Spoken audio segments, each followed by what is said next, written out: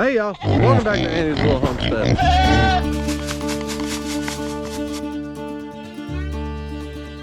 I'm Andy, and these are pigs.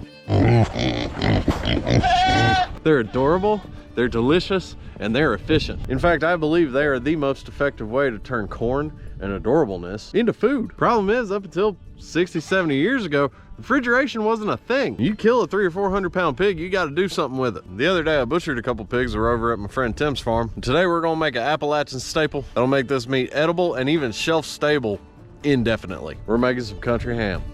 So basically what we're doing is we're doing a salt cure on these hams. It's gonna draw out a bunch of moisture from them and allow them to be preserved even without refrigeration.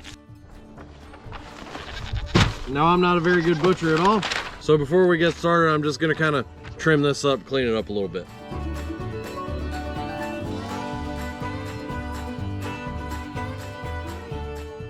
All right, let me back up for a second. What is a ham? You see and hear a lot of names in the store regarding ham. So what exactly are we referring to? So a ham, as it's referred to in this sense, is one of the 4 primal cuts on a pig. Basically, it's pig ass.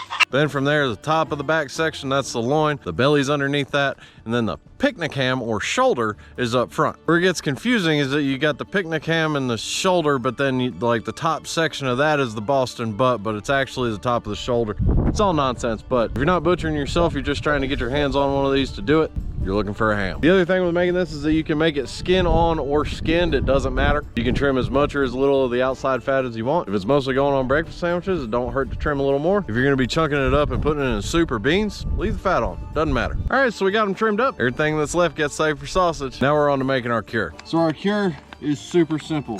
We're gonna use pickling salt, which is literally just non-iodized salt.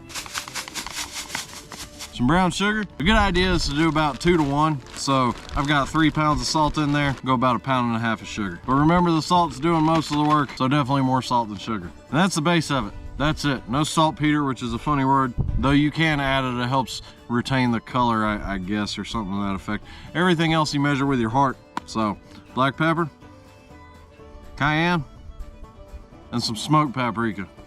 Regular paprika has no flavor, pretty much just for color, but the smoked paprika, it's nice. We'll mix it all up.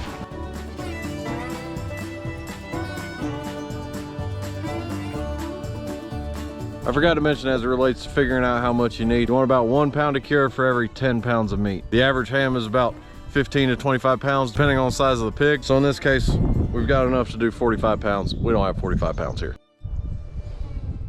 We'll give it a little taste test.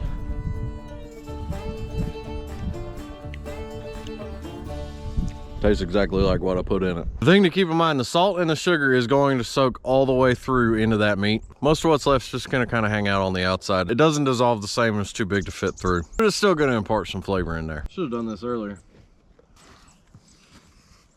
We'll just say, for the sake of the internet, that I did in fact wash my hands between trimming it and taste testing it. So we just take our ham, put it in, coat it on all ends thoroughly.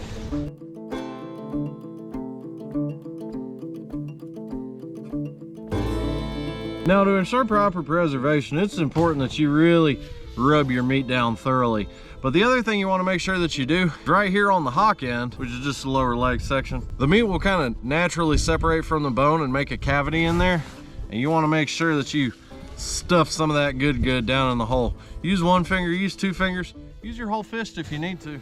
But you want to make sure it gets down in there, because there's a joint right about here. It's got a name, I forgot the name. And for some reason, that joint is often the source of spoilage. That's where spoilage starts. We don't want that. We want to get salt into everywhere that it belongs so that nothing spoils. Now, I'm no expert in this by any stretch of the imagination, but I like doing this better on a ham that's been skinned, because that moisture on the surface really seems to grab the cure a little bit better. But like I said, you can do it with the skin on. It's just something as an amateur that makes me feel better. So we're gonna lay this one down on a generously sized piece of butcher paper and then do the other one.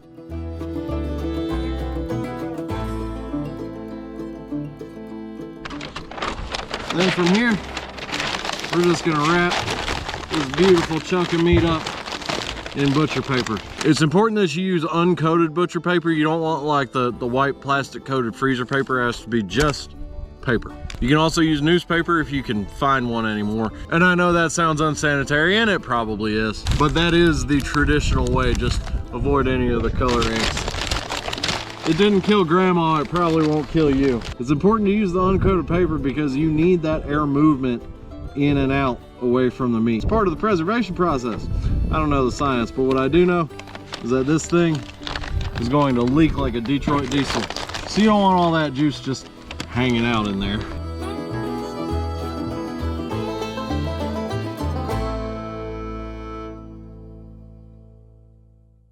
Why, yes, as a matter of fact, my wife does do the gift wrapping around Christmas time in our house. I don't know why you'd ask that though. So we got the cure on them, we got them wrapped up. Last thing we need to do is bag them. I think I've got something that'll work for that. Now, normally you take the wrapped up ham and you bag it up in like a cotton bag. They make special socks for it, or like a muslin bag. And I have no clue what the bag's religious affiliation has to do with being able to cure a ham. Either way, we don't have any of those things.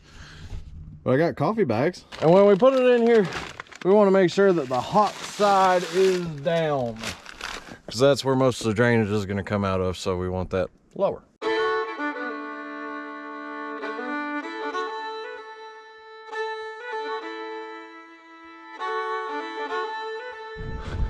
Now we just got to hang them up in a dry place.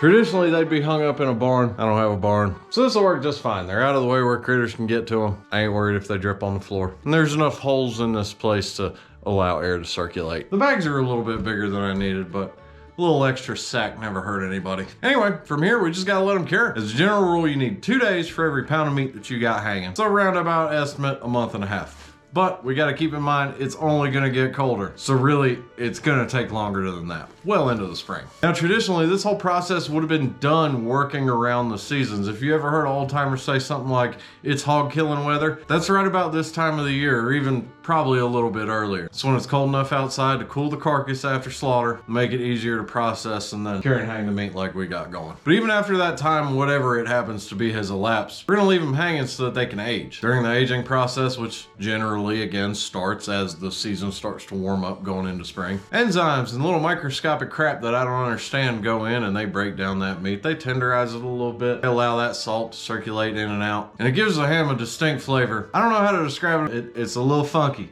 but it's good. Just, you gotta trust me on it. And I think maybe that flavor kind of turns people off. I don't know. I think people are a little bit farther away from the production of their food than really maybe they should be. As a matter of fact, this ham left at room temperature will grow mold on it, and you can literally just brush it off. It's not a toxic mold. It's basically a penicillin type mold. If you really want to keep it off, you can clean it off with vinegar, but it doesn't matter. It doesn't hurt you. It might make you go, oh, that's ucky, but it won't hurt you. For some reason, country ham never really took hold in places outside of certain parts of the South and Appalachia. And I don't fully understand that, because to me, I take country ham over bacon. Country ham is life. And in times gone by, that was literally the case. You've got a 300 or 400 pound animal that you're killing without refrigeration. You've got to do something to make sure that doesn't go to waste. And this is a way to do that. It is truly a remarkable survival food of the South, and a tradition that I'm happy to take part in. As always, I hope y'all enjoyed, and I hope you learned something. I love you, and God bless. As the rural American philosopher Mr. Luke Bryan once said, I can grow my own groceries and salt cure a ham. Luke Bryan sounds like Kermit the Frog. If Kermit the Frog is confident in his abilities, you should be too.